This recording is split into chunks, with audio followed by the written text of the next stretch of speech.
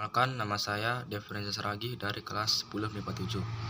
Di sini saya akan menjelaskan pengertian dari sistem ekonomi, jenis-jenis barang, dan jenis-jenis kebutuhan. Yang pertama adalah sistem ekonomi. Sistem ekonomi adalah susunan unsur-unsur ekonomi yang saling berhubungan dan bekerja untuk menyelesaikan masalah ekonomi serta mencapai tujuan tertentu. Kegiatan produksi, konsumsi, distribusi itu berperan besar dalam sistem ekonomi. Yang kedua adalah jenis-jenis barang. Pertama, menurut wujudnya, yang dibagi menjadi dua, yaitu konkret dan abstrak. Konkret adalah barang berwujud, misalnya lemari, pakaian, dan tas. Yang kedua adalah abstrak, barang berwujud tapi manfaatnya tidak berwujud, misalnya jasa dari seorang guru. Yang kedua adalah menurut hubungannya, yaitu substitusi dan komplementer. Substitusi adalah barang pengganti yang fungsinya sama, misalnya teh dan kopi. Yang kedua yaitu komplementer, barang pelengkap, misalnya gula dan teh, sepeda motor dan bensin. Yang ketiga adalah menurut sifatnya, yaitu ekonomi, bebas, dan elit. Ekonomi adalah barang yang diperlukan pengorbanan untuk mendapatkannya, misalnya air mineral. Yang kedua adalah barang bebas, yaitu barang yang tidak perlu pengorbanan untuk mendapatkannya, misalnya air sungai. Ketiga adalah barang elit, merupakan barang bebas dan tidak berguna, misalnya air banjir. Yang keempat adalah menurut fungsinya, yaitu produksi dan konsumsi.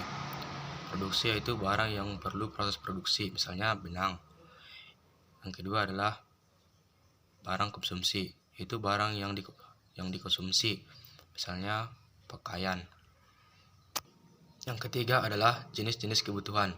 Yang pertama menurut intensitasnya atau kegunaannya, yang dibagi menjadi tiga, yaitu primer, sekunder, dan tersier. Primer adalah kebutuhan pokok, misalnya pangan, sandang, dan papan. Yang kedua adalah sekunder, yaitu kebutuhan pelengkap, misalnya perabotan. Yang ketiga adalah tersier, yaitu barang-barang mewah, misalnya mobil mewah dan jet pribadi. Yang kedua adalah menurut sifatnya, yaitu rohani dan jasmani. Rohani misalnya beribadah, beramal, dan berbuat baik. Jasmani misalnya berolahraga, makan teratur. Dan yang ketiga adalah menurut subjeknya, yaitu individu dan kelompok. Individu misalnya buku untuk pelajar, cangkul untuk petani. Kelompok misalnya rumah sakit, kantor pos, dan kantor polisi. Yang keempat adalah menurut waktu, yaitu waktu sekarang dan waktu yang akan datang. Waktu sekarang misalnya belajar dan obat-obatan. Waktu yang akan datang misalnya menabung dan bersekolah. Dan yang terakhir adalah menurut wujudnya, yaitu abstrak dan psikologis. Contohnya refreshing, menonton dan mendengarkan nasihat atau bercerita.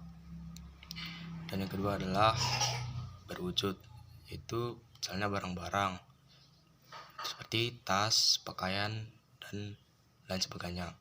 Dan itulah penjelasan saya. Sekian dan terima kasih.